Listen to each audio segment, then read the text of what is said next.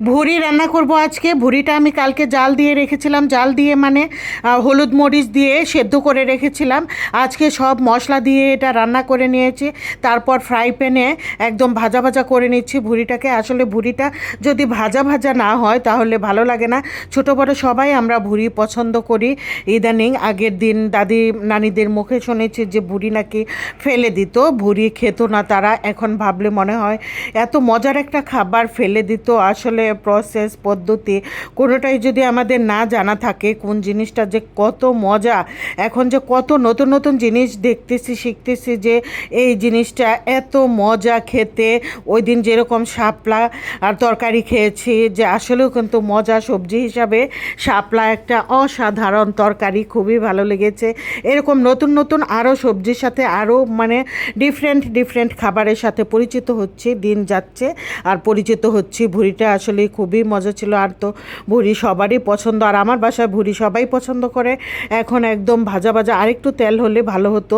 ভুড়িতে যে এটা খাসির ভুড়ি, ভুড়িতে যে চর্বিগুলো ছিল ওগুলি সহ আমি তেল দিয়ে রান্না করেছি, কিন্তু আমার এখন মনে হচ্ছে যে তেলের পরিমাণ একটু কম হয়ে গেছে। তারপরেও আমি আর তেলটা দিই নাই, একদম ভাজা ভাজা করে নিয়েছিলাম। আর এখানে নুডলস রান্না করব, বেশি করে কাঁচামরিচ দিয়েছি দেখা যাচ্ছে, কিন্তু কাঁচামরিচটা ঝাল ছিল না।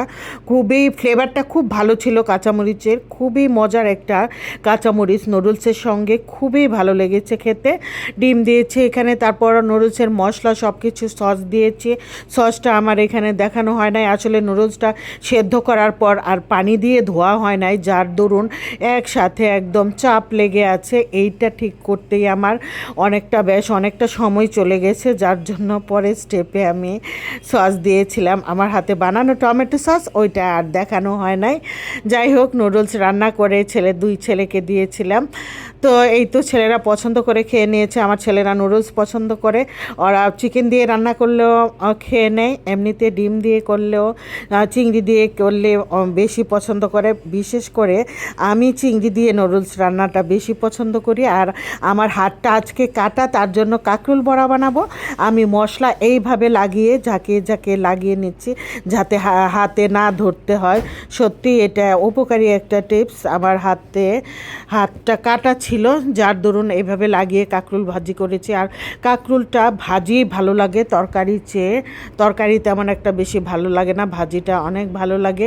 এই তো ভাজি সবগুলো ঢেলে দিয়েছি আমি। এখন আস্তে আস্তে সবগুলো একে একে ছড়িয়ে নেব, ভাজিগুলো ছড়িয়ে দিব মানে ভাজা হওয়ার জন্য। কাঁকরোল ভাজি আমি খুবই পছন্দ করি।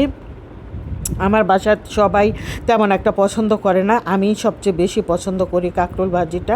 এখন কাঁকরোল ভাজি অনেক টাইম লাগে হতে, মানে খোলা অবস্থায় রাখলে ভাজিটা বেশি মজা হয়। আর আস্তে আস্তে জাল দিয়ে একদম সেদ্ধ করে ভাজিটা করে নিলে খুবই মজা হয়। আর ডিম ভুনা করে নিয়েছিলাম, এখানে ডিমটা একটু ঝাল ঝাল করে ভুনা করে নিয়েছি। যাই হোক, ইচ্ছা করতেছিল ঝাল ঝাল ডিম ভুনা খাওয়ার জন্য। ঝাল ঝাল ডিম ভুনা এটা আজকের রান্না বান্না আমার এই পর্যন্তই। আর লাস্টে একটা কি রান্না করব, আরেকটা রান্না আমার বাকি আছে, অল্প একটুখানি শাক রান্না করব। এই যে চিংড়ি মাছ ভেজে উঠায় নিলাম, শাক মানে পুঁই শাক, এটা তেলে দিয়ে রান্না করে নিচ্ছি পুঁই শাক। আজকের ভিডিও এই পর্যন্তই, সবাই অনেক ভালো থাকবেন। আল্লাহ।